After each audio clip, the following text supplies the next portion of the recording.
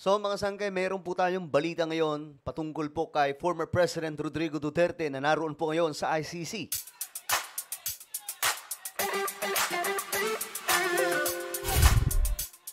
Hello guys, this is me. I'm back for another vlog today. Kamusta po mga kababayan? Mga solid sangkay na nanonood ngayon. Ito nga po pag-usapan po natin itong si former President Rodrigo Duterte. Na ngayon mga sangkay, naroon po sa ICC. No? Kasi mayroon pong bali-balita na posible pong payagan ng ICC na itong ating dating Pangulo ay ampunin, no?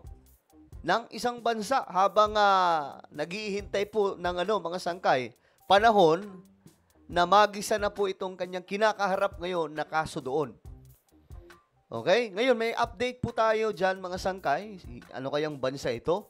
At papaano mangyayari yan, mga sangkay? Anyway, bago tayo mag-umpisa, paki-subscribe po muna yung ating YouTube channel.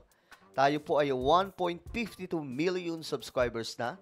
Sa mga hindi pa po dyan nakakapag-subscribe at nais mapabilang sa dumaraming mga solid sangkay, makikita nyo po yung subscribe button sa baba ng video na to. I-click nyo lamang po yung subscribe, i-click ang bell, at i-click nyo po yung all. Sa mga nanonood po sa Facebook, syempre, i-follow nyo po yung ating Facebook page.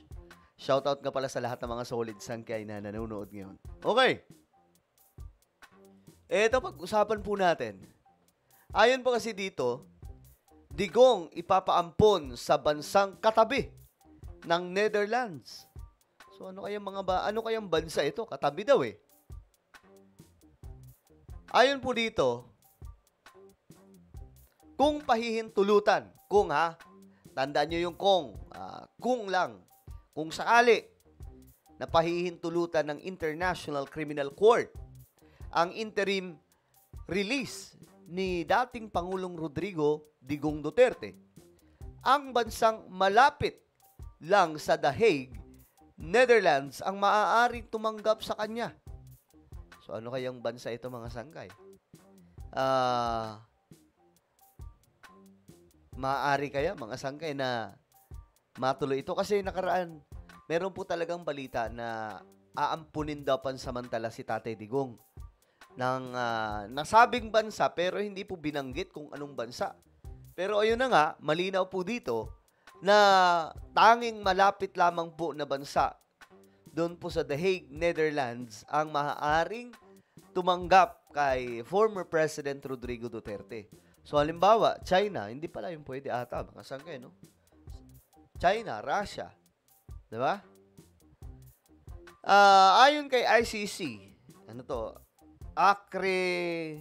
accredited lawyer Joel Ruiz Butuyan nitong linggo, kailangan na ang bansang tatanggap kay Duterte ay miyembro ng ICC at susunod sa mga tuntunin nito. So, ayun, yun ang kailangan mangyari, mga sangkay. Kailangan po, kung sino man ang pansamantala sasagip kay former President Rodrigo Duterte, kung ano man bansa yan, kailangan ito po ay miyembro ng ICC.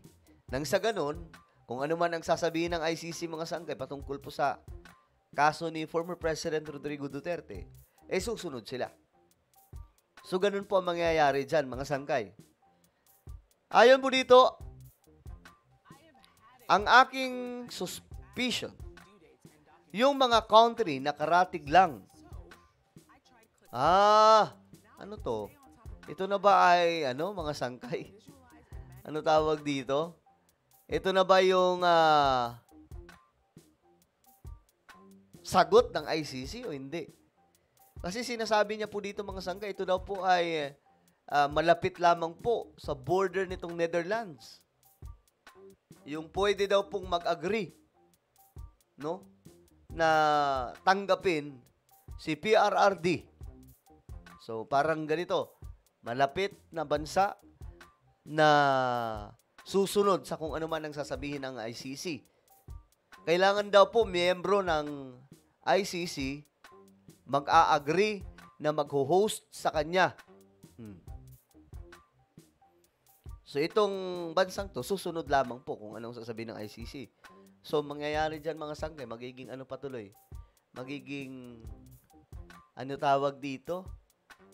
Pasanin nila si PRRD kasi halimbawa, mayroon pong kaso, di ba? Na kailangan asikasuhin. Kailangan nilang gumawa ng paraan para po madala si PRRD sa ICC. So, sa madaling sabi, magiging ano nila to? Magiging pasanin si PRRD. Kung sino mang bansa, no?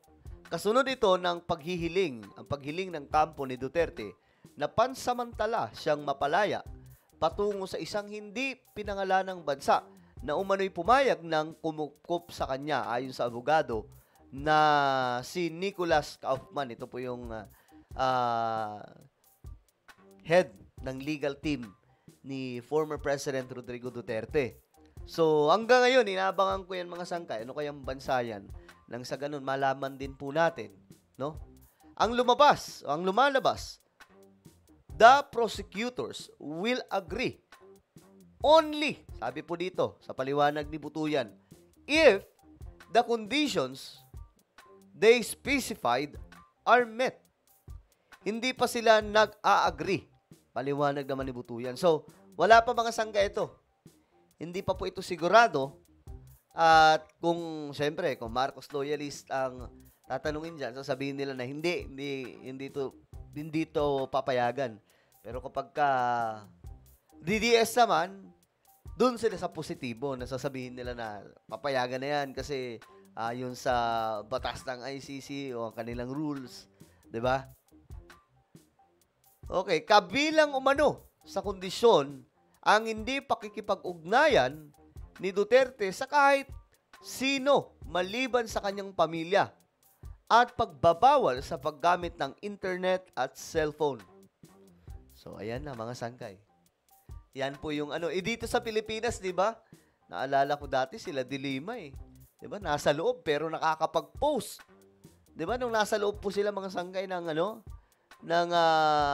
Zelda, nakakapag-ano pa rin sila, nakakapag-post, nakakapag-komento pa nga po laban kay PRRD.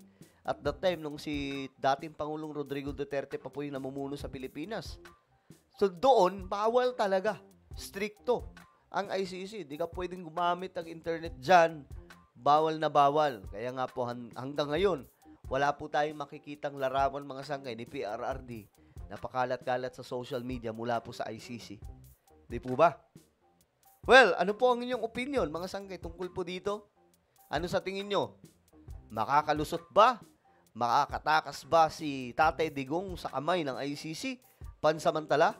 I-comment po sa ibaba ang inyong mga opinion. Mayroon tayong YouTube channel, Sangkay Revelation. Hanapin nyo po ito ngayon sa YouTube. Kapag nakita nyo na guys, i-click nyo po yung subscribe, i-click ang bell, at i-click nyo po yung all. Ako na po ay magpapaalam, mag-iingat po ang lahat. God bless everyone.